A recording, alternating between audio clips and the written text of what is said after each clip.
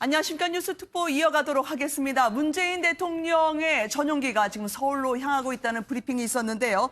언제쯤 도착하게 될지요. 메인 프레스 센터에 나가 있는 취재기자 연결해 보도록 하겠습니다. 김종민 기자, 어떻게 도착 소식은 전해지고 있습니까? 네, 아직 도착 소식은 들어오지 않았습니다. 청와대는 조금 전인 오후 3시 30분에 문재인 대통령을 태운 공군 2호기가 북한의 삼지연 공항을 출발해 서울로 향하고 있다고 말했습니다. 오후 5시를 전후해 성남공항에 도착할 것으로 예상됩니다. 윤영찬 청와대 국민소통수석은 조금 전 브리핑에서 문재인 대통령이 도착하는 대로 이곳 메인 프레스센터 방문 여부를 확인하겠다고 말했는데요. 문 대통령이 프레스센터를 방문하면 국민들을 상대로 이번 방북 결과를 설명하는 기자회견을 하고 몇 가지 질의응답도 오갈 것으로 예상됩니다. 윤영찬 수석은 또 오늘 새벽 김정은 위원장이 북한에서 보낸 선물인 송이버섯 2톤이 오늘 새벽 성남공항에 수송기편으로 도착했다고 밝혔습니다. 송이버섯은 지난 2000년과 2007년에도 북측에서 우리나라에 선물을 보냈던 건데요. 청와대는 이 선물을 아직 가족을 만나지 못한 남측의 이산가족 4천여 명에게 나눠줄 거라고 말했습니다. 문 대통령은 송이버섯 선물과 관련해 북한에서 마음을 담아 송이버섯을 보내왔다며 부모 형제를 그리는 여러분에게 조금이라도 위로가 됐으면 좋겠다고 밝혔습니다. 문 대통령 부부는 북한을 떠나기 전 김정은 국무위원장 내외 그리고 수행원들과 함께 백두산 천지를 방문했는데요.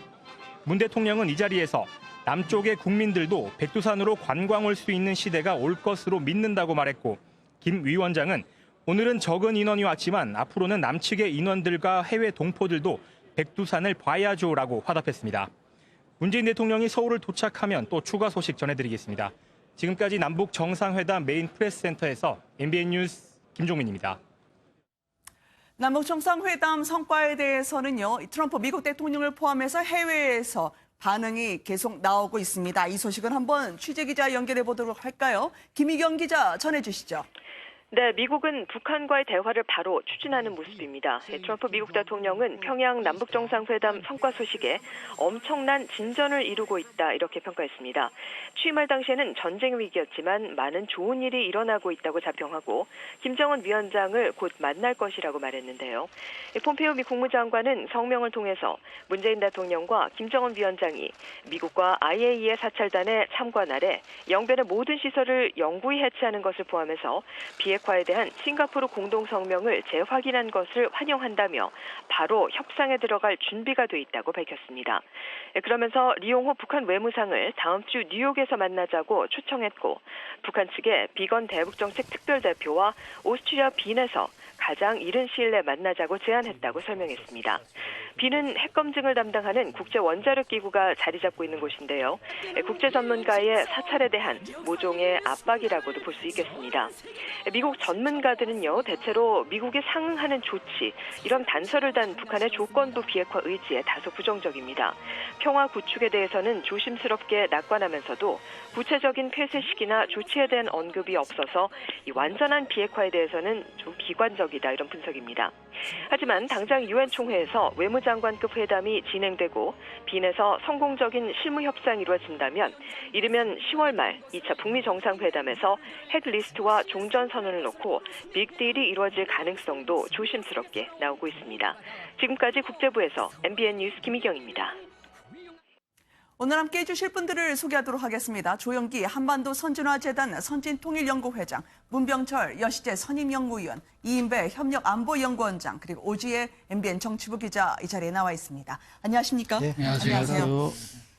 자, 문 대통령의 전용기와 관련해서요, 프레스센터로부터 연결을 해서 들었습니다만 3시 반쯤 출발을 했다고 하는데요. 오지혜 기자 좀 더 구체적으로 전해줄 수 있겠습니까? 네, 일단 오늘 백두산 천지 일정은 12시 전에 끝났습니다. 그래서 11시 좀 넘어서 이제 천지에서 이제 차량을 타고 삼지연 공항 근처에 있는 이제 별장으로 이동을 한 것으로 알려졌습니다. 이것까지는 아직 확인이 안 되고 있고요.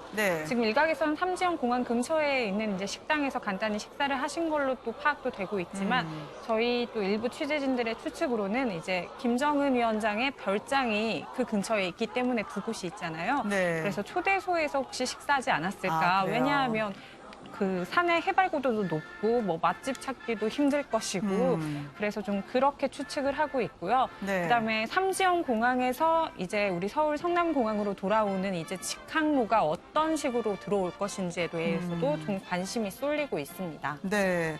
그러면 지금 그 전에 했던 일정, 백두산 천지에 오른 거는 수행단, 기자단 모두 함께 간 겁니까? 네, 그렇습니다. 수행단과 기자단 모두 해서 한 200여 명이 지금 함께 갔고요. 네. 아침부터 일정이 참 빡빡했습니다. 숙소 백화원에서 오늘 새벽 6시 39분쯤 출발을 했고요. 네. 그 종업원들과 일일이 다 인사를 한 뒤에 7시 27분에 이제 평양 순환공항을 가서 다시 이제 환송 행사를 간단하게 레드카페에 펼쳐지고 이제 평양 시민들의 이제 인사 함께 나눈 다음에 삼지연 공항으로 갔습니다. 네. 그리고 나서 이제 백두산 장군봉까지 이제 이동을 했고요. 그 다음에 이제 걸어서 갈 수도 있고 케이블카를 타고 이동할 수도 있는데 천지까지 이제 케이블카 타고 이동을 해서 기념사진도 찍고 이제 담소를 나누는 장면들이 계속 나왔습니다. 네. 자, 그러면 지금 이제 3시 반 출발. 어쩌면 조금 더 일찍 오실 수도 있는데 점심을 조금 더 예의 있게 모신다고 해서 일정이 늦춰진 게 아닐까라고 하는 오지혜 기자의 저희 이야기를 들을 수 있었습니다. 일단 문재인 대통령하고 김정은 위원장이요. 천지에서의 모습이 어땠을지 아직 정확하게 들어오고 있지는 않습니다만 백두산행 한번 먼저 영상으로 소개해 드리도록 하겠습니다. 함께 보시죠.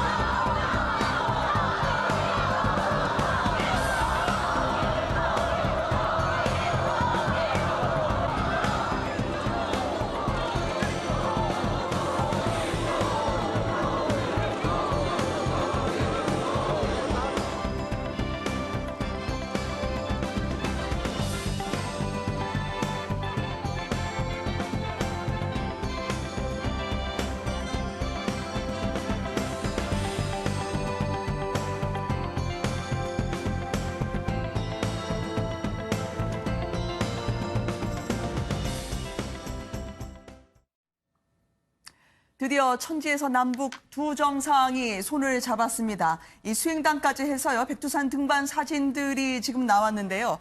일단 위원님 보시니까 어떤 생각이 드시던가요? 이 말들이 주옥 같은 어록이 많이 나왔네요. 예.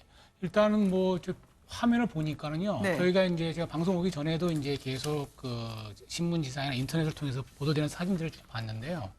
설마 했던 게 이제 현실이 된 거죠. 설마 우리가 통일되기 전에 네. 대한민국 대통령이 이제 백두산 천지를 방문할 수 있을까. 어제 이제 그런 계획이 있다라는 보도가 나오기 전까지만 해도 상상을 별로 못했던 일이거든요. 네. 근데 이제 뭐 다행히도 북한 김정은 위원장이 문재인 대통령을 초청하는 형식으로 해서 문재인 대통령과 김정은 위원장 두 정상의 천지 답방이 이루어졌는데요. 네. 때마침 다행히도 날씨가 굉장히 좋았던 것 같아요. 보통 백두산을 다녀오신 분들 얘기를 들어보면은 백두산 가서 천지를 맑은 날씨에서 보기가 굉장히 힘들다고들 그러는데 네. 오늘은 어떻게 우연히 천운이 닿았는지 두 정상이 가는 길목에서 이렇게 환하게 천지가 자기의 모습을 드러내줬다는 것도 어떻게 보면은 네. 우리 민족 전체의 관점에서 보면은 상스러운 일이 되지 않을까 네. 이런 생각이 들고요. 무엇보다도 이제 그 남북한 주민들 모두의 염원은 우리나라가 분단되기 이전에 통일된 국가로 다시 돌아가기를 기대하는 마음들이 크죠. 물론 많은 장애물이 있고 오랜 시간이 더 걸릴 수도 있지만은 네. 그렇게 나아갈 수 나아가기를 기대하는 그 마음들은 한 마음일 텐데요. 그런 것들이 상당히 상징적으로 드러난 그런 이벤트가 아닌가 이렇게 보여집니다. 네. 어제 기자 이 안에 백두산 방문 중에요. 리설주 여사나 김정은 국무위원장이 직접 소개를 하면서 이 백두산 전설까지 언급을 해주더라고요. 그게 어떤 내용이었습니까? 네, 리설주 여사 입담은 지금 2박 3일 일정 동안 계속 화제가 되고 있는데요. 네, 리설주 여사가 이제 혹시 전설을 들어보지 않으셨습니까? 하고 물어보면서 9명의 선녀들이 살고 있다. 그랬다가 내려왔다. 이런 전설을 네. 하면서 오늘 또 하나의 전설이 이제 생긴 것 같다. 두 정상이 만났고 또 함께 오셨기 때문에 네. 새로운 전설이 추가된 것 같다. 이런 이야기를 했습니다. 네. 어떻게 보셨어요? 이인배 원장님. 이 백두산 네, 등정. 김정은 위원장은 새로운 역사라는 이야기도 하고요. 네. 또 우리 대통령께서는 이제 자주 왔다 가면 새 시대가 열려서 우리 한국민들도 편하게 갔다 오는 시기대가 올 거다라는 말까지 하셨고요. 저도 저기 저는 중국 쪽에서 가봤지만 그랬어요? 멀리서 저도 저 물을 한번 만져보고 싶었는데 멀리 그까지 가지 못했는데요. 직접 대통령께서는 저 밑에 내려가서 천지 저 그림보다는 특별하게 저 실제로 보는 천지는 특별한 감흥이 있지 않습니까? 그림은 그림이 담을 수 없는 특별한 감흥이 있는 하늘 못이니까 네. 높은 2,700m 고지에 저렇게 큰 물이 있다는 것 자체가 경이롭고 놀라운 장면인데요. 그렇습니다. 네. 천지가 나무라지만 않는다면 손이라도 담궈보고 싶다는 문 대통령. 결국은 이제 손을 담갔죠. 김정숙 여사가 한라산에서 물을 가져와서요. 그거를 조금 뿌리고 백두산 천지의 물도 담았다는데요. 그건 어떻게 이루어진 겁니까, 오 기자? 네, 그 생수병을 언제 어떻게 가지고 왔는지 저도 지금 궁금한데요. 네. 그 등반할 때부터 김정숙 여사 그림을 사진을 자세히 보면 빈 생수병을 하나 가지고 계셨습니다. 그래서 그래요? 그냥 목이 마르셔가지고 뭐 가지고 갈 수 있겠다 정도로 생각을 했는데 알고 보니 그 한라산 물이 이제 절반 정도 있었고 그래서 네. 담그고 그다음에 이제 나머지 물을 이제 천지에서 떠온 걸로 지금 알려졌습니다. 네. 저 모습을 보시면서 조윤기 박사님께도 좀 여쭤보고 싶어요. 감회가 어떠실지요? 일단은 미래를 이야기했다라는 네. 측면에서는 굉장히 좋은 그림이다.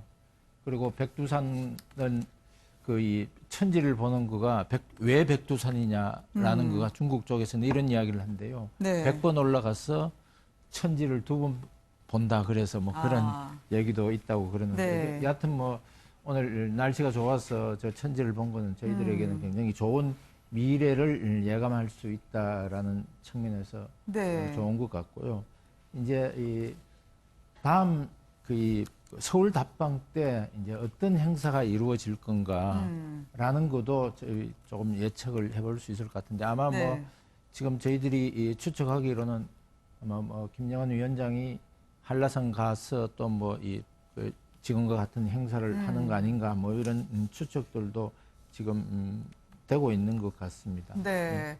아무래도 백두산 천지에 올랐을 때요. 이 김정숙 여사가 물을 뜨고 옆에 이제 좀 옷이 잠길만 하니까 리설주 여사가 바로 옷깃 또 잡아주는 그런 모습이 보이더라고요. 취재진에서는 지금 이 등반과 관련해서 후기가 올라오는 게 있습니까? 아직 구체적으로 지금 올라오는 것은 없는데요. 이제 네. 영상이 들어와야 아무래도 좀 더 자세히 확인할 수 있습니다. 네. 그리고 리설주 여사 같은 경우는 지금 2박 3일 모든 일정에서 퍼스트레이디 동반 일정들이 참 많지 않았습니까?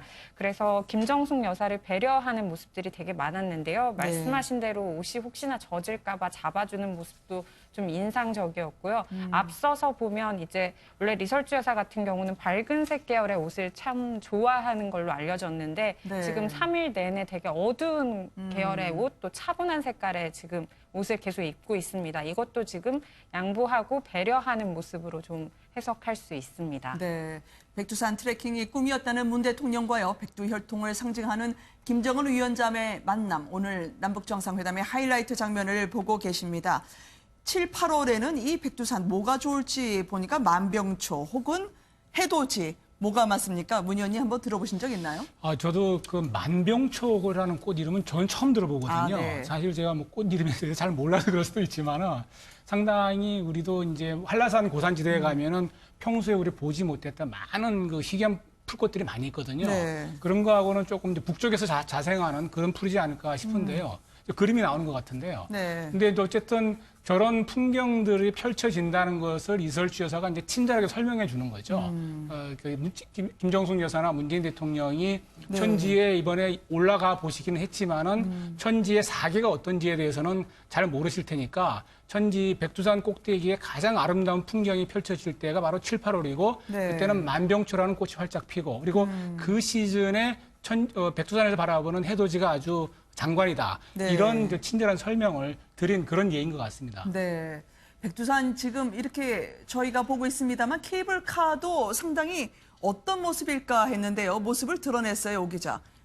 네. 케이블카 하나에 4분씩 정도 타시더라고요. 네, 4분씩 일단 타고요. 정상 내외는 함께 탔습니다. 이동할 때. 그리고 나머지 이제 수행원들은 나눠서 탔고요. 네. 한 10분 정도 이렇게 이동하면서 탔던 것으로 알려졌습니다. 네. 사실 뭐 낙후됐을까 봐 또 염려한 부분도 있었는데 근데 백두산은 워낙 또 유명한 관광지다 보니까 네. 지금 안전하게 다 잘 이용하고 다녀오신 걸로 확인되고 그 있습니다. 대통령께서 보면은 저 화면에 나오는 장면이 국경이 어디 있습니까? 이렇게 묻는 장면이 나오는데 네. 현재 가서 보니까 하얗게 이렇게 흰 선이 마주치는 북한 쪽에 중국 쪽에서 가봤지만 하얀 선이 꺼져 있습니다. 멀리 보이는 게. 그게 이제 반 갈라서 중국하고 한국하고 북한하고 이렇게 국경선이 되는 그런 것 같습니다. 이렇게 갈라져 있습니다. 이렇게 육선에는 이렇게 있더라고요. 네. 그게 저쪽에서 보였는지는 모르겠습니다만 지금 뭐 대통령께서 그 물으셨는데 뭐 정확하게 대답은 어떻게 했는지는 안 나왔습니다. 네.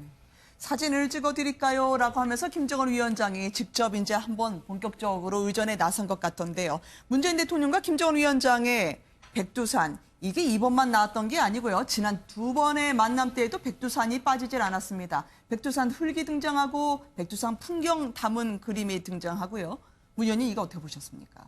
이게 이제 백두산이 사실 우리 한민족 전체의 관점에서 봤을 때 굉장히 큰 상징적인 그 장소지 않습니까? 네. 그래서 이제 남북이 계속 남북 정상이 만날 때마다 백두산이라는 이미지들이 계속 활용이 되고 있거든요.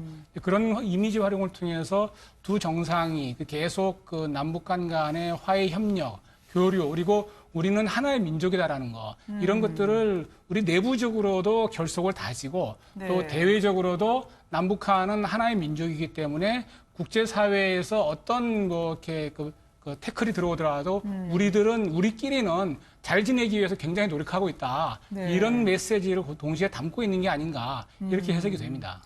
왜냐하면 또 이 백두산이요. 이 북한의 김정은 일가에도 중요한 게 김정일 국방위원장은 여기서 태어났다고 하고 또 김정은에 대해서도 백두산이 낳은 또 한 분의 위인이라고 하면서요. 북한에서 상당히 백두혈통을 강조했었거든요. 그렇죠. 백두혈통이라 그러죠. 그 백두산 미령 그 김정일 위원장이 그 태어났다는 사실은 뭐 소련에서 태어났죠. 그래 유라킴이라 그러는데 네. 소련 이름까지 있는 건데도 불구하고 어쨌든 백두산 미령이라는 곳에 태어났다고 이제 그렇게 하게 그 이제 성지처럼 방문하는 그런 곳이죠. 네. 그렇게 있고 그래서 그때부터 이어졌던 이제 백두혈통이라고 해서 이 김여정까지 합쳐가지고 일단 로얄 패밀리를 정통성을 부르는 그런 이름으로 되어 있습니다. 그 정도까지 북한으로서는 정권의 정당성을 이야기해주는 최고의 상징이 되는 곳이 백두산이라고 할 수 있겠습니다. 네. 예, 뭐 네, 백두산은 조박사님. 북한에서만 성산이 아니라 우리 애국가에도 동해물과 백두산이 그렇죠.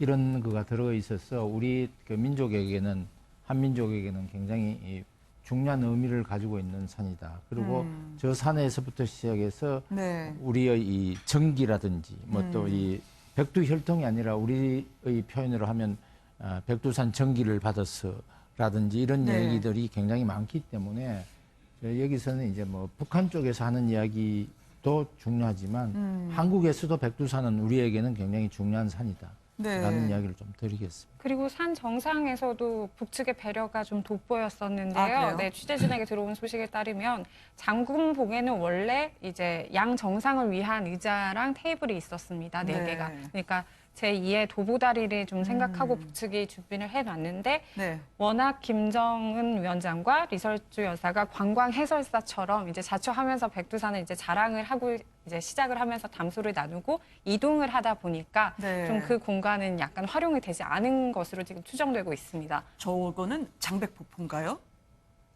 아마 그럴 걸로 아마 추정이 될 수도 예, 있지만 우리 아직은 쪽에서 나오지 올라가야만 저 않았습니다. 장백폭포를 볼 수 있고 네네. 중국 쪽에서 올라가면 네. 저 장백폭포는 지금 못 보는 걸로 제가 알고 그렇군요. 있습니다. 그래서 우리 땅을 거쳐서 예, 보는 게 더 예, 중요하겠군요. 예, 예, 예. 이게 북한 주민뿐만 아니라 이제 남쪽의 국민들도 봤으면 좋겠다. 문 대통령이 백두산 관광 오는 시대가 곧 오지 않을까라고 얘기하는데 가능하겠습니까? 어떻게 보시나요?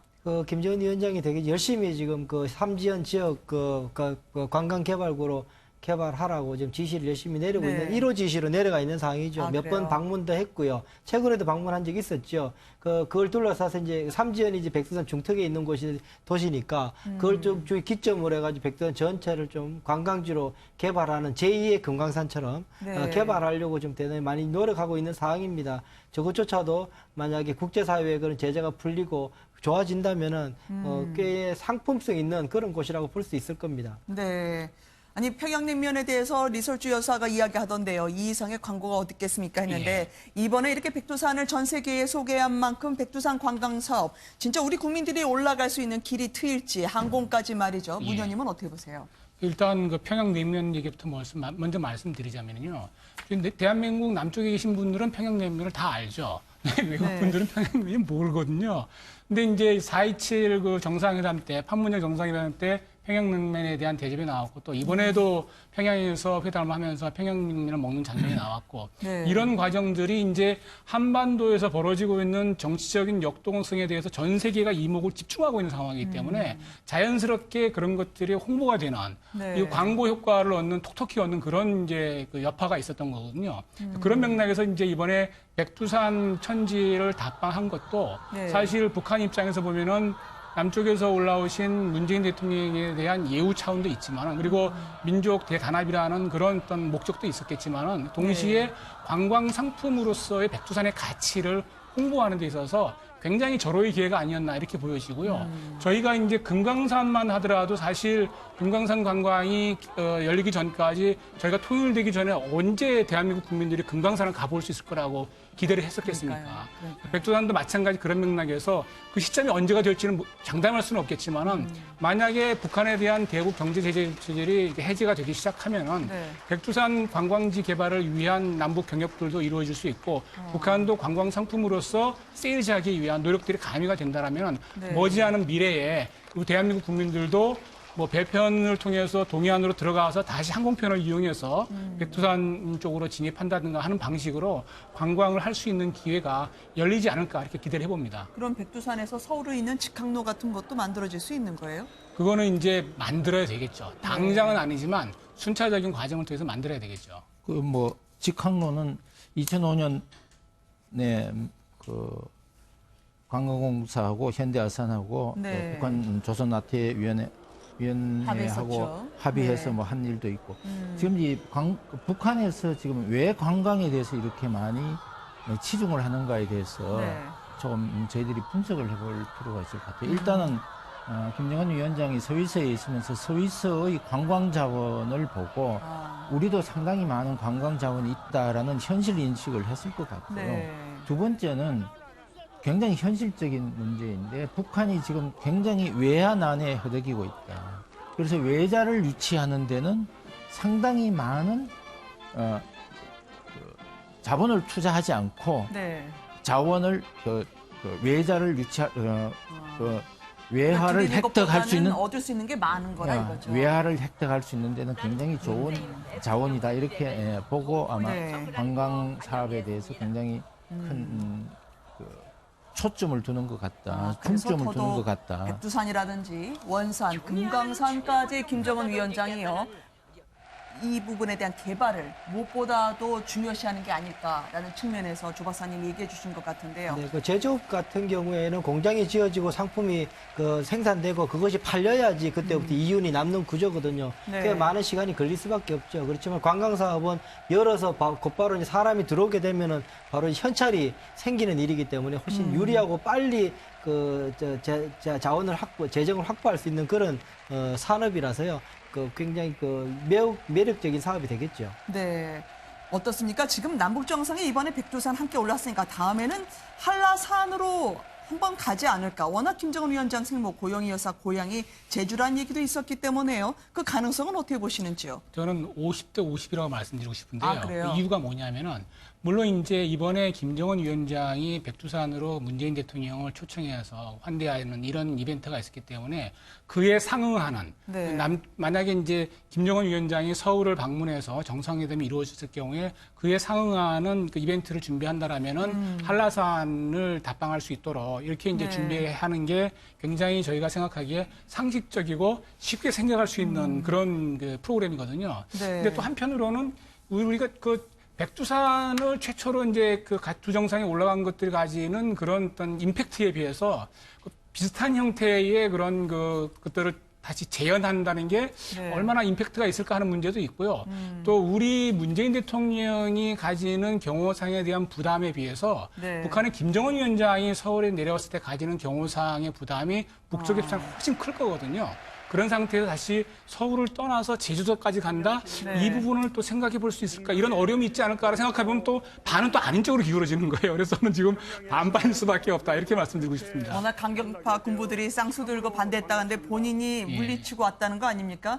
말씀드리는 중간에 이 김정은 위원장의 추석 선물 송이가 오늘 새벽에 서울로 우리 남한으로 왔다고 하네요. 고령자 이상 가족분들 중심으로 500g씩 나눠드린다고요? 네, 그럴 계획이라고 조금 전 윤영찬 수석이 이제 브리핑을 통해 말을 했는데요.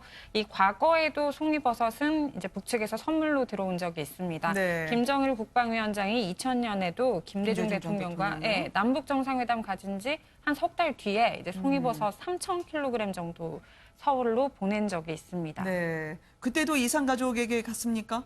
그건 정확하게 확인이 되지 그래요? 않았는데요. 그때는 거기 이산가족이나 이런 그 특수계층에 준 것이 아니라 네. 그 정부의 통일 정책이나 이런 데 좀 기여했던 사람들에게 네. 유명 인사들에게 준 걸로 저는 기억을 하고 있습니다. 북한의 송이버섯이 워낙 유명하잖아요, 그렇죠? 맛있을 것 같습니다. 아 그래요? 예, 송이 자체. 드셔본 분이 계시나요? 저도 북쪽의 송이버섯은 못 네. 먹어봤습니다. 아, 우리나라 송이는 먹었는데 네.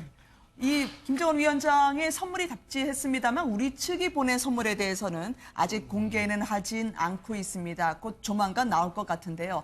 한라산 이야기를 하다가 잠깐 대화가 끊겼습니다만, 네, 위원님 지금 한라산 네. 김정은 위원장이 올 수 있을까 얘기를 하고 있었는데요. 일단 저는 조금 그 스토리는 됩니다만 저는 조금 그 가능성이 낮지 않겠냐 보는 게 두 가지인데 첫 번째는 건강상 김정은 위원장이 한라산을 등반하기가 어려울 겁니다. 한라산은 네. 지금 저 백두산처럼 저렇게 차로 그 가까이까지 백록당까지 올라갈 수 있는 지금 상황이 안 돼 있기 때문에요. 네. 그걸 다 만들다면 또 모르겠습니다만 뭐 올해 내에 방문하려고 그러면 몇 달 안 남았는데 그렇게 공사가 되기는 어렵지 않겠냐 생각이 좀 드는 부분이 있고 네. 하나 정치적인 문제가 있는데요.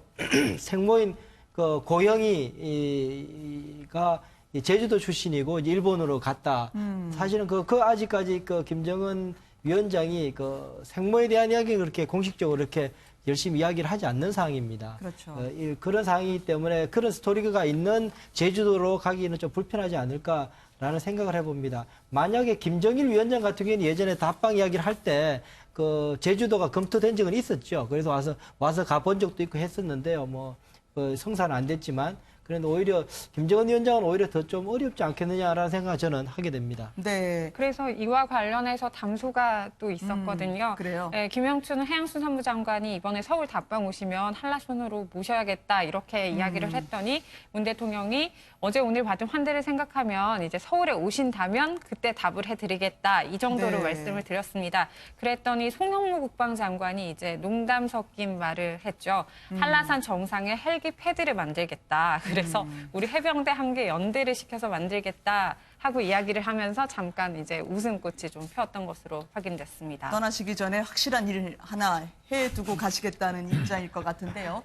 백두산과 관련해서 저희가 전해드렸습니다만 문재인 대통령이요. 이번 3차 남북정상회담에서 하나 눈에 띈 점이 있었습니다. 우리 국민보다요. 북한 분들이 훨씬 더 놀랐을 것 같은데요. 각본 없이 다가오는 다른 나라 정상, 특히 90도 인사하는 대통령 어떻게 봤을까요? 먼저 영상으로 소개해드리도록 하겠습니다.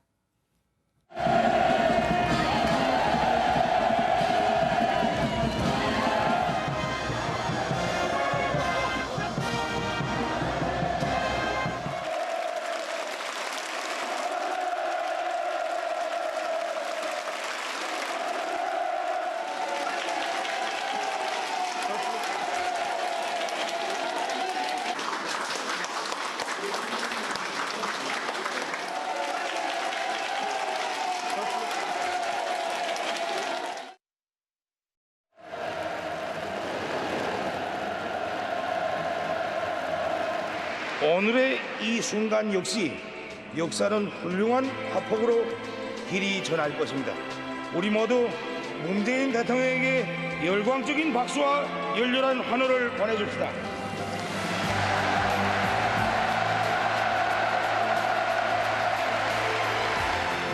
우리 민족은 우수합니다. 우리 민족은 강인합니다. 우리 민족은 평화를 사랑합니다. 그리고 우리 민족은 함께 살아야 합니다. 우리는 5,000년을 함께 살고 70년을 헤어져 살았습니다. 나는 오늘 이 자리에서 지난 70년 적대를 완전히 청산하고 다시 하나가 되기 위한 평화의 큰 걸음을 내딛자고 제안합니다.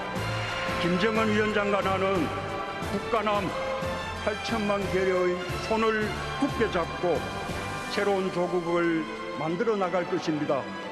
우리 함께 새로운 미래로 나아갑시다.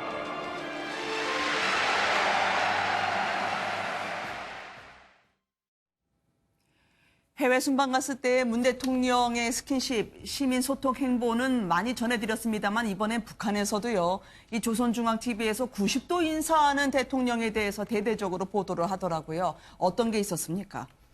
저도 보면서 조선중앙TV에서 네. 방송하는 모습을 보면서 제일 궁금했던 것이 우리 대통령께서 인사하는 장면을 네. 보내줄 건지 그러니까요. 봤는데 그걸 3번씩이나 다 보여주더라고요. 그래서 사실 북한에서 우리 대통령께서 가시기 전까지 우스갯소리로 최고위 인사가 NBA 프로 농구 선수다라고 말할 정도까지 사실 그렇게 최고위급이 없었던 상황이었거든요. 정상급은. 네. 그렇다고 이제 대통령께서 가셨는데 평양 시민들에게 저렇게 우리 여사님까지 합쳐서 네. 인사하는 모습까지 보이고 여러 가지 스킨십을 보여주셨죠. 그래서 그 자체가 갖는 민주주의 대통령 지도자의 모습을 평양 네. 시민들에게 잘 보인 모습이다 생각이 듭니다. 네. 평양에서 외국 정상과 정상회담을 하는 것도 최초지만 주민들에게도 최초의 사건이었을 것 같아요. 저렇게 고개 숙여 인사하는 게 수령에게만 하는 인사법인데 주민들이 대신 받으니 아니 왜 이러십니까? 라고 말할 법도 했을 것 같아요. 그냥. 저는 사실 그 북한의 그 조선중앙방송이 저 장면을 내보내야 되는지 말아야 되는지 굉장히 고민했을 것 같아요. 그래요? 왜냐하면은 사실 북한의 최고 지도자들은 자기 주민들에 대해서 저렇게 인사하는 법이 없거든요. 손 이렇게 흔들죠. 그렇죠. 손 흔들고. 그런데 이제 대한민국 대통령이 와서 저런 식으로 인사하는 것을 내보냈을 때 한편으로는 이제 그 좀 충격을 받아들이기도 할 거고 네. 또 한편으로는 우리 지도자가 많이 다르네 이런 인식이 생길까 봐 사실 고심을 했을 것 같기도 한데 네. 그럼에도 불구하고 저 장면을 내보냈다는 것은 그만큼 남북 관계의 어떤 신뢰 구축 그리고 네. 이제 그 대한민국이 가지고 있는 이미지를 북한도 그대로 될 수 있으면 가감 없이 전달하겠다 이런 부분도 있는 것 같고요. 또 한편으로는 네. 이제 대한민국의 대통령이 북한 주민들에 대해서도 이만큼 성의를 다하고 있다 이런 것들을 좀 강조하기 위한 측면에서 네. 그걸 거르지 않고 내보내지 않았나 이렇게 보여지는데요. 어쨌든 그럼에도 불구하고 그 문재인 대통령이 평소에도 원래 워낙 소탈한 모습으로 저희 남측에 있을 때도 이제 격이 없이 이렇게 그 시민들과 그렇죠. 교류하는 모습들을 보여드렸었는데 북한에 가서도 이제 저런 모습을 보여드려서 진정성 있는 모습을 다가가지 않을까 이렇게 생각이 됩니다. 저도 네, 주박사님. 저 장면은 북한 주민들에게는 상당히 충격으로 다가갈 것 같고 네. 그리고 상당한 기간 동안에 저 내용이 회자될 것 같아요. 그래요. 그런데 이제 저 내용이 북한의 주민들에게 어떤 영향을 미칠 것인가에 대한 지금 북한 주민들에게 긍정적인 영향을 미칠 것인가, 네. 북한 정권에 부정적인 영향을 미칠 것인가에 대한 거를 저희들이 조금 고민을 해봐야 될 것 같은데 네. 저는 저것이 북한에서 지금까지 김정은에게 늘 최고 존엄이라고 이야기를 했는데 우리 대통령이 저기 가서 주민들에게 저렇게 인사하는 저 모습이 네. 어떤 측면에서는 북한 주민들이 존엄된 하나의 개체라는 거를 그런 보여주는. 영향을 주기 위한 네. 것일 수도 있다. 또 네. 그랬으면 좋겠다라는 것이 저희 개인적인 소망입니다. 왜냐하면 이 문재인 대통령 특유의 낮춤의 자세 같은 거요. 지금 기념식 행사를 하는데 학생들과 기념 촬영하면서 무릎을 굽히더라고요. 이게 학생들과 함께 눈높이를 맞추겠다라는 거기 때문에 조 박사님 말씀하셨던 것처럼 평양 시민들에게는요, 이게 전단 100억 장보다 더 큰 효과가 있을 거다라는 말들이 나오고 있습니다. 사실 북한사에서는 그 대가족주의라고 그래서요. 사실은 네. 그 최고 수령은 아버지거든요. 그래서 그 김일성 위원장, 김정일 위원장 그 사망 시에도 그 북한 주민들은 그 파파 할아버지도 우리 아버지 고생만 하다가 돌아가셨다고 땅을 치면서 울고 아버지라거든요. 아버지거든요, 네. 사실은. 그 아버지는 존재이기 때문에 그 아버지가 자식한테 인사를 하진 않죠. 손을 흔들거나 나덕거리는 존재로만 인정됐는데 그 민주주의 국가는 그렇게 아버지가 아니죠. 네. 봉사는 존재고 국민들에게 국민의 손으로 뽑힌 존재이기 때문에 그러다 보니까 사실은 이 철학 자체가 전혀 다른 우리 지도자가 가서 그런 모습을 보였기 때문에 뭐 평양 시민들은 차차 저 이유를 알게 되겠죠. 왜 저렇게 인사를 하는지, 네. 대한민국의 대통령을 왜 와서 인사를 하는지에 대해서 차근차근 앞으로 알게 되면 체제 내에도 좋은 방향으로 갈 수도 있겠다는 생각을 해보게 됩니다.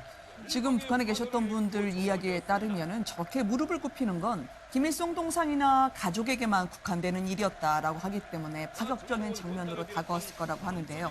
오지혜 기자, 이 문 대통령이 식당을 찾아가서 평양 시민들과 일일이 인사할 때도 그렇게 직접 다가가서 했던 대화 내용들이 있지 않았겠습니까? 네, 그렇죠. 그리고 아직 북한에서는 이제 남조선 대통령이 이제 머리를 숙였다, 좀 이 정도의 개념으로도 받아들일 수 있습니다. 네. 그래서 이제 뭐 당연한 거로도 생각을 할 수 있는데요. 오히려 북한 시민들한테는 김정은 위원장의 파격적인 행보가 조금 더 와닿았을 수도 있습니다. 네. 그러니까 뭐 머리를 숙여 인사하는 모습, 그러니까 어제 그 식당에 가서 이렇게 수산물 식당이요. 네, 네. 인사할 때 폐쇄적인 국가인데 지금 약간 좀 정상 국가로서 나가려고 하는 건지, 아니면 지금 사흘 동안 문재인 대통령과 일정을 같이 하다 보면서 좀 배웠는지 답습했는지 어떤 이유인지는 모르겠지만 인사하는 모습이 계속 잡혀서 좀 눈길을 끌었고요. 네. 특히 어제 15만 명이 모였던 그 5일 경기장에서 집단 체조를 볼 때도 김정은 위원장이 스스로 박수를 유도하고 또 연호를 유도를 했던 장면이 2번 정도 나왔거든요. 네. 그래서 그 점 역시 평양 시민들, 북한 주민들에게는 꽤 인상적일 것으로 보입니다. 네.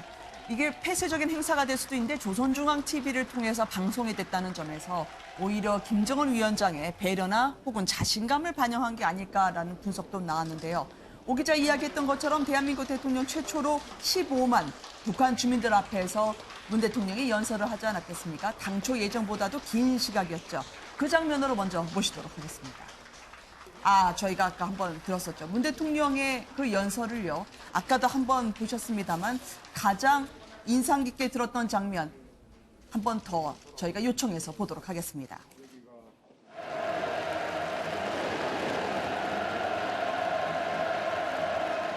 오늘의 이 순간 역시 역사는 훌륭한 화폭으로 길이 전할 것입니다. 우리 모두 문재인 대통령에게 열광적인 박수와 열렬한 환호를 보내줍시다.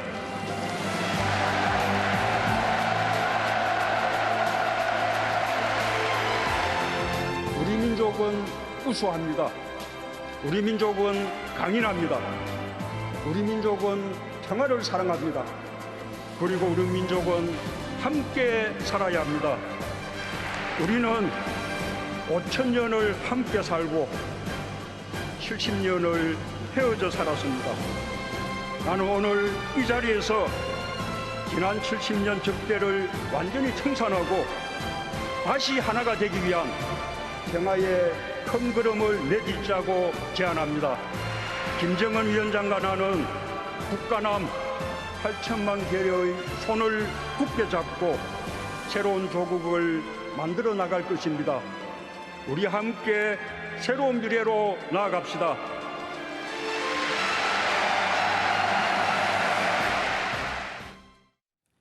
북한에서는 오히려 문 대통령 앞에서요. 집단 어떤 자신의 체제를 선전하기보다는 통일이라는 메시지를 주기 위해서 어제 공연을 했다고 하던데요. 어떤 내용이 가장 인상적으로 다가오셨습니까, 문 의원님? 저는 뭐 공연 내용이 원래 그 아리랑 공연도 그렇고 네. 빛나는 조국 공연도 그렇고 그 북한에서 하는 집단 체조는 대부분 체제 선전이거든요. 네. 체제 선전이고 뭐 주민들의 혁명 정신 강화 뭐 이런 것들인데 이번에 공연 내용은 그런 부분들이 많이 이렇게 퇴색하고 다른 내용으로 채워진 걸로 이제 전해지고 있거든요. 그 공연 내용도 내용이지만 제가 주목하는 부분 중에 하나는 뭐냐면 일단 김정은 위원장이 문재인 대통령에게 네. 15만 명의 북한 주민이 모여 있는 저 공간에서 연설할 기회를 줬다는 겁니다. 그러니까 대한민국의 대통령이 북한 주민을 향해서 육성으로 메시지를 던질 수 있는 기회를 만들어줬다는 것 자체가 저는 굉장히 의미 있는 일이었다고 네. 생각을 하고요. 또 그 자리에서 문재인 대통령이 계속 강조하시고 사용하신 단어가 우리 민족, 우리 민족, 우리 민족이거든요. 우리 민족은 근근하고 어떻고 계속 우리 민족의 장점들을 나열하면서 네. 우리 민족의 앞으로 미래에 대해서 평화의 큰 걸음을 걸어나가자. 결국 남북한이 우리 민족이 잘 될 수 있는 길은 평화로 가는 길밖에 없다. 이런 메시지를 계속 던졌다는 거. 네. 그러면서 우리가 비록 70년 동안은 단절되어 있었지만은 과거 5,000년 동안 우리는 하나였다. 우리가 다시 하나가 되지 못할 이유가 없다라는 그런 메시지를 강하게 전달했다는 데서 굉장히 네. 인상이 깊었습니다. 참 이 문 대통령이 자유민주주의의 정상으로서 북한 주민에게 다가간 장면을 전해드렸는데요. 한편 상대방이었던 리설주 여사 그리고 김정숙 여사까지 저희가 한번 얘기를 해볼까 합니다. 남북의 퍼스트레이디가 2박 3일간 함께 일정을 소화하면서 가까워진 모습이었는데요. 이 퍼스트레이디 처음에는 4월에는 좀 어색할까 하다가 이번에는 자매처럼요 다정한 분위기로 친분을 다지는 모습을 저희가 확인할 수가 있었는데요. 선물, 특히 남북관계의 윤활유가 됐던 장애 외교로 보면은요 우리가 주화를 김정숙 여사가 보여줬던 장면이 들어왔거든요. 오지혜 기자, 여기서 어떤 얘기가 오갔었나요? 그 이야기는 조금 뒤에 제가 전해드리겠습니다. 네네. 조금 좀 들어오는 정보들이 많기 때문에 확인한 다음에 다시 한번 정리해서 말씀드리도록 하겠습니다. 네, 지금 옥류관 오찬 당시에 보면은요. 판문점 회담 기념 메달이나 북미 정상회담 주화를 보면서 설명을 했었거든요. 이런 여사님들이 서로 메달을 갖고 이렇게 선물을 갖고 얘기하는 게 이렇게 많지 않았었거든요. 외교로 보면은요. 그러면 저렇게 공개적으로 이렇게 같이 앉아서 정상이 앉아 있는 속에서 영부인들이 이렇게 나서서 여러 가지 주목받을 만한 행동을 하는 길을 별로 드물지요. 네. 특히나 저렇게 기념 주화를 선물을 하면서 오히려 이거보다 더 큰 선물을 앞으로 받아야 될 분이다라고 하면서 이렇게 칭찬도 하는 그런 모습까지 하는 것들 하면서 굉장히 김정숙 여사가 이렇게 또 말펀치가 좋으셔서 네, 또 저렇게 분위기를 편하게 만드는 그런 부분이 있었던 것 같습니다. 네. 보면은 참 친숙한 장면도 여러 번 나왔었죠. 사실 김정숙 여사께서 예전에 선거 때도 이 투표 장소에서 우리 대통령께서 잘 못 찾고 하니까 이쪽으로 오시라고 책에서 제인식 이렇게 오시라고 네. 그렇게 해서 그때도 우리 신문에도 이거 좀 언론에 보도된 적이 있었는데 이번에 평양에 가셔서도 이런 모습을 이렇게 제인식 너무 멀리 갑니다 이야기도 하면서 이렇게 이런 모습을 보이는 재미난 장면이죠. 소탈한 모습이고요. 보통의 정상외교에서도 퍼스트레이디 간에 선물을 갖고 이렇게 담소를 나누는 장면은 잘 안 하고 선물 그렇죠. 공개도 잘 안 하는 거 아니겠습니까? 그렇죠. 예. 이번에는 북한의 퍼스트레이디가 처음으로 공개가 됐고 네. 또 선물 갖고 두 분이 담소를 하는 것까지 최초의 기록을 계속 써내려 갔던 이번 정상회담이었습니다. 이 남북의 퍼스트레이디의 인상적 장면을 저희가 한번 모아봤거든요.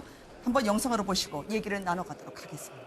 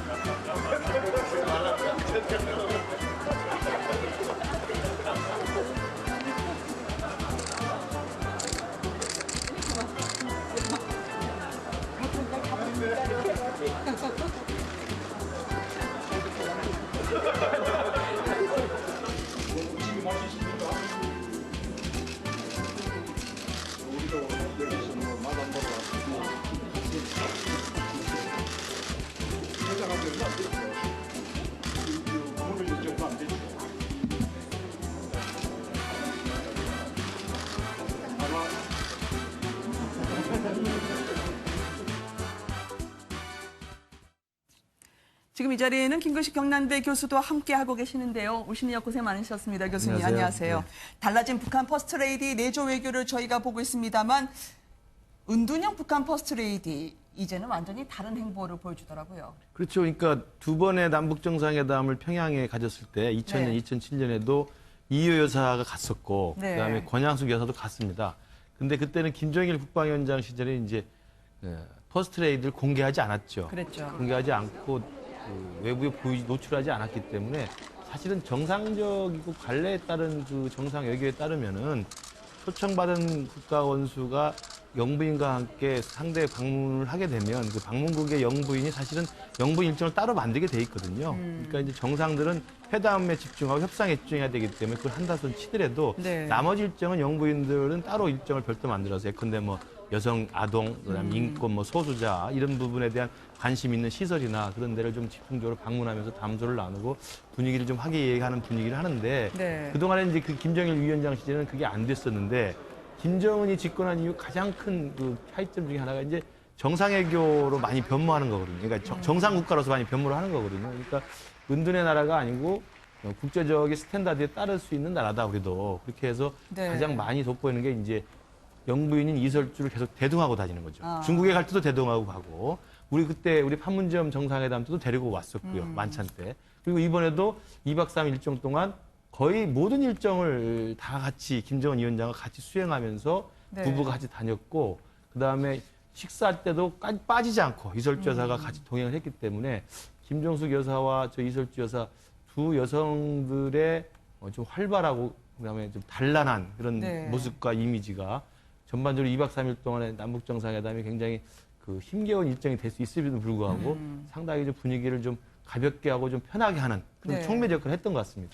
저는 이번에 네. 보게 되면은 이 북한 쪽에서 이 좀 모니터링을 우리 방송 언론 여론 모니터링을 좀 열심히 한 것 아닌가 생각이 드는 부분이요. 사실 이설주 여사에 대해서 지난번에 두 번의 첫 번째 판문점 정상회담 때 그렇게 몇 장면을 보고 나서 굉장히 여론적으로 굉장히 좋았거든요. 그에 대한 여론을 좀 반영해서 이번에는 훨씬 더 많은 노출 빈도를 갖게 만든 것이 아닌가 하는 생각이 들고 오히려 역으로 보면은 현송월 같은 사람은 그 북한 쪽에서 대대적으로 내려와가지고 혼자 동무대다시피 해서 내려왔는데 사실 한국에서 별로 그렇게 좋은 인상을 남기지는 못했거든요. 호감이 좋지는 않았거든요. 아마 그런 것들을 좀 감안해서 이번에 현송월 같은 경우는 거의 별로 앞으로 안 내세우고 이설주 여사를 잘 나타내는 등의 모습을 보면 김여정 부부장이 열심히 모니터링해서 이렇게 전략적으로 네. 좀 앵글도 좀 계속 그렇게 했는 것 아닌가라는 생각도 좀 해보게 됩니다. 어쨌든 성공적입니다. 지금 두 가지의 관점에서 조금 봤으면 네. 좋겠어요. 하나는 대내적인 관점에서는 이제 옷차림이 이번엔 굉장히 수수했잖아요. 그랬죠. 그래서 지금 북한 경제가 별로 좋지 않은데 화려한 옷을 입지 않고 네. 국민들 앞에 나타나는 이 모습에서 어머니의 모습을 지금 보여주는 대내적인 이런 요인도 있을 것 같고 대외적으로는 지금 우리 김건식 교수가 방금 이야기한 것처럼 우리도 이제 정상국가의 모습이다라는 것을 지금 보여주려고 그러는 그가 네. 있는 것 같다. 라는 거 저희 판단입니다. 후지모토 겐지에 따르면 뭐 과거에 명품을 좋아하는 리설주라고 이야기했지만 이번에는요 정말 소박한 옷이에요. 발언까지 마치 남편인 김정은 위원장을 따라서 겸손하고 소박한 말투로 본인이 이번에 나왔다는 생각이 들거든요. 그러니까 오히려 거친 그리고 북한의 젊은 독재자라 불렸던 그런 해외의 굿가이라고 하는 네. 오히려 리설주 여사의 역할이 상당히 크지 않았느냐라는 평가가 나오는 것 같아요, 김 교수님. 그러니까 해외 언론에서도 그런 분석을 하고 있죠. 네. 그러니까 이설주 여사와 김여정 부부장이라는 두 여성이 젊은 독재자 김정은의 어떤 거친 이미지를 희석시켜주고 좀 이렇게 뭐라고 할까요? 보상해주는, 완화시켜주는 네. 그런 독특한 역할을 하고 있다라고 이제 평가를 하고 있습니다. 분명히 그 평가는 일리가 있는 평가고요. 네. 특히 이제 이설주 여사는 상당히 이제 들리는 말로는 이제 김정일 위원장이 사망 전에 이제 낙점을 했다고 그러는데 어쨌든 백두혈통의 이 혈통을 이어가는 며느리로서의 어떤 역할뿐만 아니라 북에서는 사실은 이제 영부인이라는 게 예전에 김정숙 여사 시절에는 사실은 국모로 추앙을 했었습니다. 그렇기 때문에 그런 정도 위치를 생각해 보면 네. 아마 언행이나 품성이나 또는 뭐 학력이나 뭐 이 에티켓이나 이런 것들을 아마 고르고 골랐을 뿐만 아니라 선발된 이후에도 상당히 많은 엄격한 그 트레이닝 과정을 거쳤을 거라고 봅니다. 그렇기 네. 때문에 아마도 이렇게 외부에 노출되는 상황, 그리고 특히 언론이나 카메라에 노출되는 상황에서는 굉장히 준비된 네. 멘트와 굉장히 조심스러운 몸 동작, 그다음 세련된 그 행태 이런 네. 것들을 충분히 익숙하게 몸에 배어 있는 것 같고요. 이번 2박 3일 우리 정상회담 일정에서도 식사할 때 보면은 우리 카메라에 잡히는 이 가벼운 이야기들을 보면 상당히 분위기를 이렇게 잘 돋구는 네. 그런 아주 이야기들 잘하고 있지 않습니까? 네. 저는 이제 계속 그 머릿속에 그 인상적으로 남는 게 우리 그 요술사가 같지 않습니까? 네, 최현우 씨가 최현우 가서 씨요? 마술사가 아니라 요술사라고 소개를 하니까 아 그러면 제가 없어지는 겁니까라고 가벼운 농담을 했는데 다 주위 있는 사람이 웃을 수밖에 없는 그리고 분위기를 이렇게 돋구어주는 그런 네. 아주 촉매적 역할을 하고 있어서 아마 굉장히 준비된 영부인으로서의 북한 내의 어떤 네. 그 상들을 갖고 있는 것 같습니다. 문재님은 어떻게 보셨어요? 저도 뭐 비슷한 맥락인데요. 일단 어투나 그 어휘 고르는 걸 보면은 굉장히 의외로 친숙하고 소박한 말투를 많이 사용을 해요. 네. 저희가 이제 그 북한 체제의 어떤 엄중함 이런 것들을 과거에서 생각해 봤을 때는 굉장히 딱딱할 것 같고 네. 또 뭐 이렇게 좀 무거운 단어를 사용할 거라고 처음에는 상상을 했었는데 사실 지난번 4.27 그 판문점 회담 때나 또 이번에 그 평양 회담 때나 드러나는 그 이미지라든가 또 언행에서 사용하는 단어 그리고 그 사람들하고 친숙하게 이제 툭툭 던지는 그런 말투들 이런 것들을 보면은 정말 그 아까 김건식 교수님 말씀하신 것처럼 고를 때 네. 천성을 보고 고른 게 아닌가 이런 생각이 들 정도로 굉장히 그런 부분에서 소탈하고 소박하고 겸손한 그런 자세로 다가가는 그런 네. 모습들이 굉장히 사람들에게 호감을 주고 있는 그런 분위기인 것 같습니다. 어쨌든 이번 정상회담에서는 가장 눈에 띄었던 그런 리설주 여사를 저희가 짚어봤습니다. 자, 문재인 대통령을 태우는 전용기가 성남에 도착했다는 이야기는 전해지지 않고 있는데요. 다시 돌아오면 이제 뉴욕으로 가고 본 게임이 시작되지 않았겠습니까? 마른 개울, 남북 그리고 북미 간의 대화예요. 이제 본격적으로 대화가 시작이 될지 그 협상의 단초가 됐던 평양선언 주요 내용과 청와대 이번 회담 평가를 먼저 들어보시도록 하겠습니다. 우선 만들을 핵무기도 핵 위협도 없는 평화의 땅으로 만들기 위해 적극 노력해 나가기로 확약하였습니다. 나는 문재인 대통령에게 가까운 시일 안에 서울을 방문할 것을 약속했습니다. 남과 북은 처음으로 비핵화 방안도 합의했습니다. 북측은 동창리 엔진 시험장과 미사일 발사대를 유관국의 전문가들의 참여하에 영구적으로 폐쇄하기로 했습니다. 김정은 위원장은 오늘 한반도 비핵화의 길을 명확히 보여주었고 핵무기도 핵위협도 전쟁도 없는 한반도의 뜻을 같이 했습니다. 안전한 비핵화 목표, 이러한 목표를 달성하기 위한 구체적 방안에 관해서 남북 정상이 아주 심도 있게 또 아주 허심탄회하게 논의를 했다는 것 자체가 상당한 의미가 있다고 봅니다. 정용 실장의 경우에는 허심탄회하게 이야기한 것 자체가 상당한 의미라고 하는데요. 정용 실장 이야기가 또 하나 더 있었습니다. 공개되지 않은 이야기가 더 있을 수 있다는 거 아니겠습니까? 트럼프 대통령을 포함해서 본격적으로 미국에서 반응이 나오고 있긴 한데요. 많은 분들이 궁금해하실 것 같아요. 선언문 외에 뭐가 있었길래 그렇게 트럼프 대통령이 반색을 하면서 뉴욕과 빈에서의 대화를 바로 시작했을까라는 거 말이죠. 우선 이제 이번에 이 대통령께서 평양 가신 가장 핵심적인 그 목표 중에 하나가 네. 미국을 움직일 수 있을 만큼의 북한의 태도를 확인하는 것이 가장 중요한 문제였었거든요. 그렇죠. 그런데 사실 합의문에 담긴 수준은 뭐 미국 조에서 나오는 이야기처럼 기대 수준에 못 미친다는 이야기가 나오고 있는 상황에서 더 밝히지 않고 공개하지 않은 이야기가 있다라고 정용 실장을 통해서 이야기했기 때문에 그 부분에 여전히 우리는 희망의 끈을 놓지 않고 있는 그런 상황이라고 생각이 들고요. 네. 두 번째 미국의 반응을 말씀드리면 미국은 이제 대화를 다시 시작하겠다라고 했는데 지난번 1차 정상회담 때와 이 과정은 좀 다르게 진행하고 있습니다. 그때는 트럼프 대통령이 먼저 정상회담을 수락하고 날짜까지 잡고 그리고 나서 뭔 이야기 할 건가 좀 실무적으로 한번 체크해 봐라. 이렇게 해서 하다 보니까 좀 미국으로서는 난처한 그런 경험을 겪었거든요. 이번은 거꾸로 올라가고 있는 상황입니다. 그래서 비건이 먼저 나서서 실무적으로 과연 정상에 앉아서 합의할 부분이 정말 있을 것인가 부터 차근차근 따져서 가겠다라는 입장으로 돌아선 것 같습니다. 그래서 일단 협상으로 나갔다는 것이 긍정적인 모습이긴 하지만 아직까지 100% 해결된 건 아니어서 문제 해결은 아니어서 조금 더 두고 보면서 봐야 될 부분이다라는 생각이 듭니다. 그러게 되면은 비건이 실무 협상을 하게 되고 거기에서 진전이 있으면은 폼페이오 국무장관이 북한을 다시 한번 들어가거나 뭐 그 차원에서 다시 한번 이야기하게 될 거고 최종적으로 2차 미북 정상회담이 결정되지 않을까 그런 생각이 듭니다. 네, 조금 전 프레스센터에서 윤영찬 수석이 브리핑을 했는데요. 대통령이 지금 도착하는 시간이 조금 더 늦어진다. 한 6시 넘어서 도착할 수도 있을 것 같다. 좀 이런 이야기가 오고 있습니다. 그리고 백두산 천지 등반 마치고 지금 대통령과 특별수행단이 따로 비행기를 타고 지금 오지 않습니까? 그런데 이제 특별수행단이 탄 비행기는 그 공항에 성남공항에 한 5시 반쯤 도착할 수 있다. 또 이런 이야기가 나오고 있습니다. 왜 늦어질지에 대해서는 추가로 설명은 없습니까? 네, 그 설명은 아직 없는데 아마 이제 직항로 그 이동 경로를 놓고 이제 지금 추측이 조금 나오고 있습니다. 네.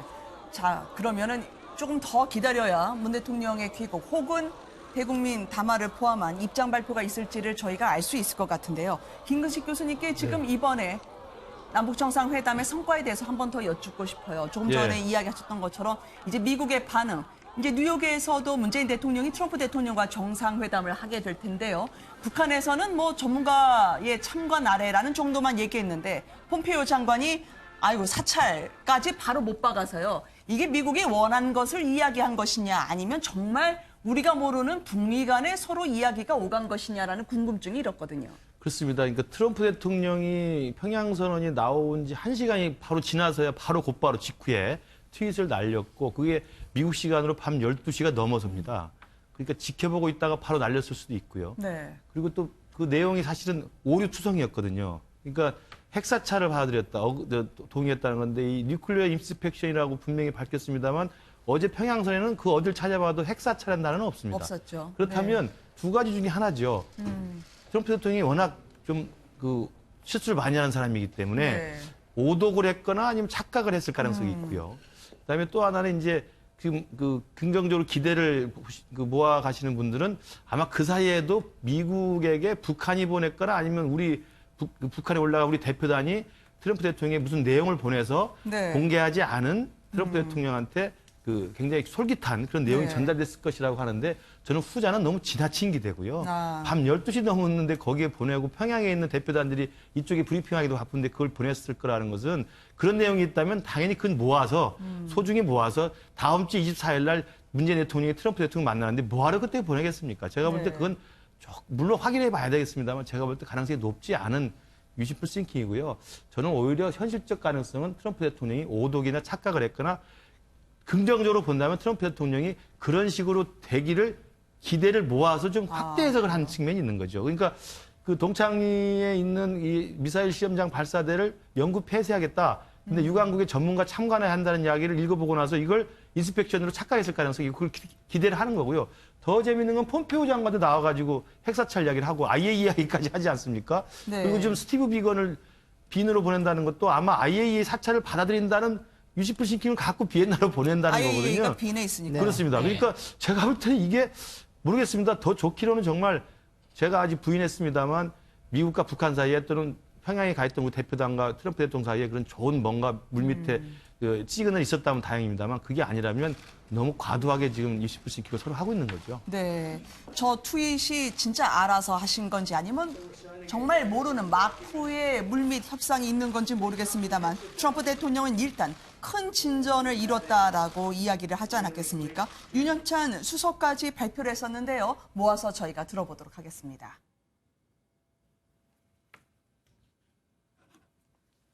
We had very good news from North Korea, South Korea. They met and we had some great responses. I got a tremendous letter from Kim Jong-un. As you know, it was delivered 3 days ago. we're making tremendous progress with respect to North Korea. 트럼프 미국 대통령께서 현 상황과 관련해 김정은 위원장의 서한 사흘 전에 받았다. 엄청난 진전이 있었다고 밝혔습니다.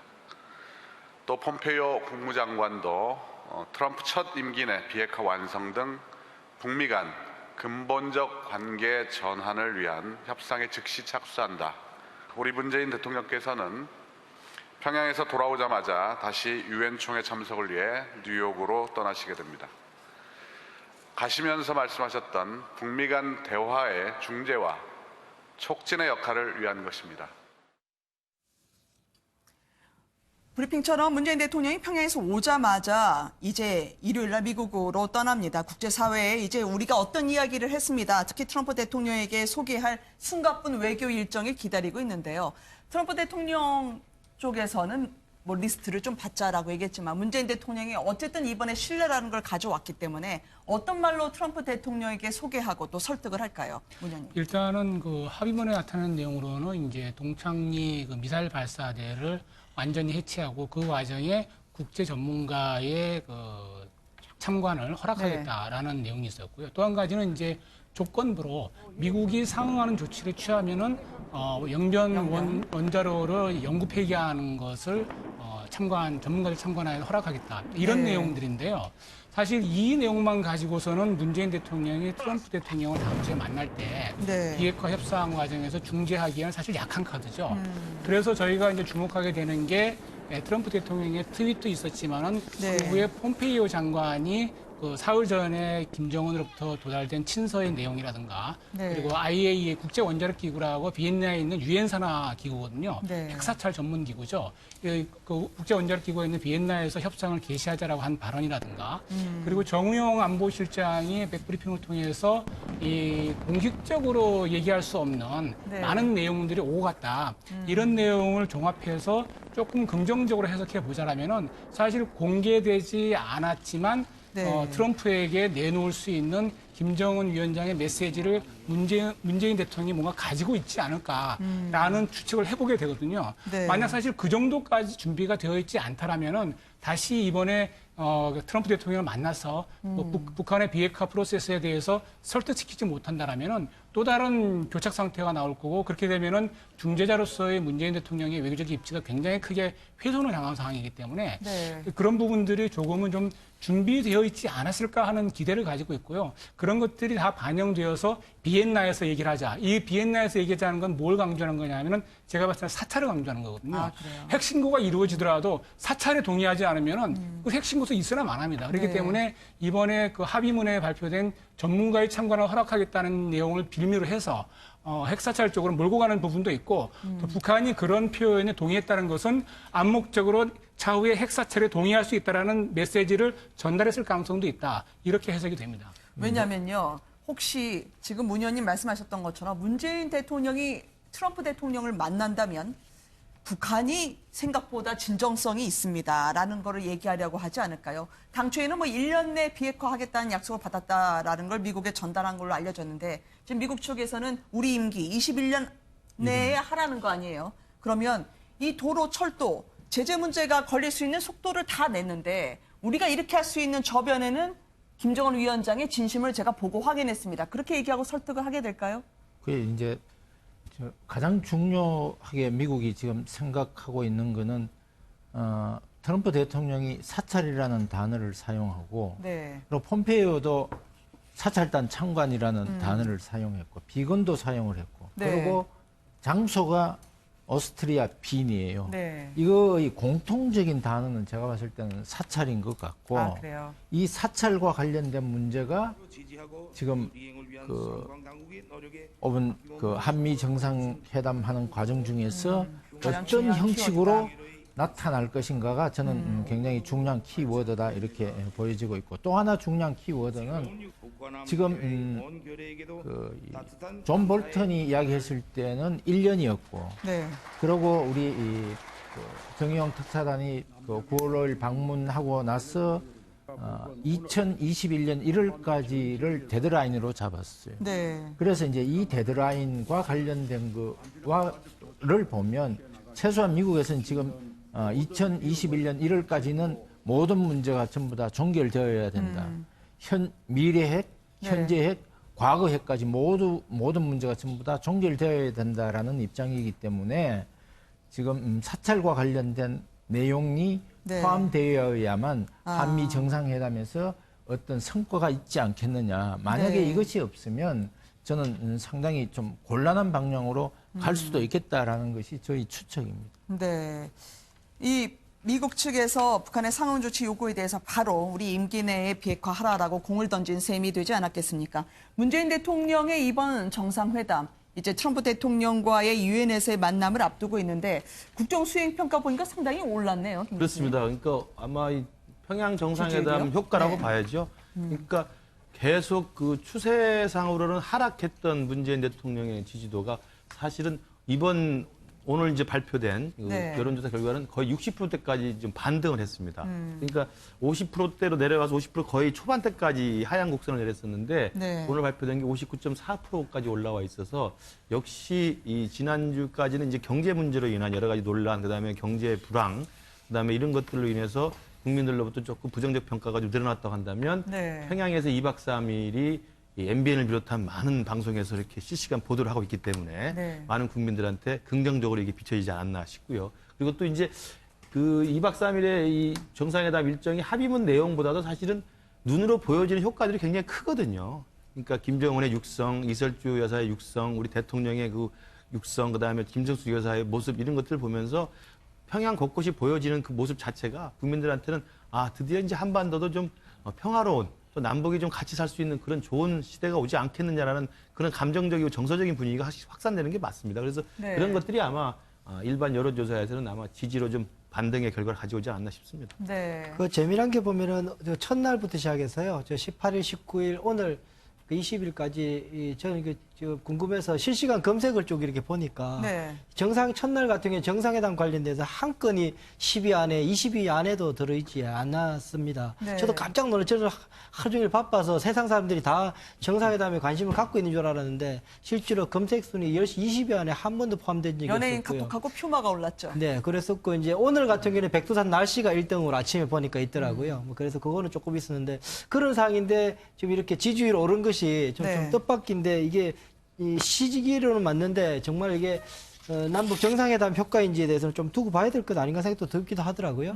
이게 뭐 컨벤션 효과는 있겠죠. 지금 우리가 많은 방송에서 지금 대대적으로 홍보도 해주고 또 대통령에 대한 홍보도 해주고 이러는데 이 컨벤션 효과에서 지지율이 안 올라간다 그러면 그 자체가 조금 이상한 거고 이제 실질적으로 중요한 문제는 제가 조금 전에 말씀드렸던 것처럼 북한의 비핵화가 실현될 수 있는 계기가 되느냐 되지 않느냐가 저는 굉장히 중요한 분기점이라고 저는 보고 있습니다. 어떻습니까? 이젠 2박 3일에 백두산을 등정하고 싶다는 그런 소원을 이루고 김정은 위원장과 상당히 오랜 시간을 같이 했던 회담은 끝났고요. 보따리를 펼쳐야 될 것 같은데 국민들에게 어떤 방식으로 이제 문 대통령이 보고를 하거나 또 앞으로 구체적인 그런 방안들에 대한 설명을 하게 될까요? 일단은 뭐 돌아오시는 대로 아마 뭐 추측컨대 아직 일정이 있는지는 모르겠습니다만은 대국민 담화 내지는 어떤 방북 결과에 대한 브리핑 일정 이런 것들을 통해서 말씀을 드리지 않을까 싶은데요. 일단 솔직히 말씀드리면은 이제 잔치를 한 거죠. 남북 간에 평양 가서 잔치를 한 건데 잔치하고 나서 이제 계산서를 꺼내 가지고서 뭔가를 해야 되는데 그게 뭔가가 이제 가장 중요한 건데 사실은 비핵화 문제 외에도 남북 간의 군사적인 적대관계 완전히 해소하자 이런 것도 사실 중요한 내용이긴 하거든요. 그런데도 불구하고 지금 북한 핵 문제가 워낙 핫 이슈가 되어 있고 국제적인 이슈가 되어 있고 한미 관계를 해결하는 데 있어서 굉장히 중요한 어떤 이슈이기 때문에 이 부분에 대한 계산서를 어떻게 뽑아가지고 왔느냐. 이게 사실 가장 큰 관심사일 것 같고요. 이거에 따라서 그 내용에 따라서 이제 이번 방북 성과에 대한 그 총체적인 평가가 좌우되지 않을까. 이렇게 보고 싶습니다. 시간 있으면 한 말씀 드리면요.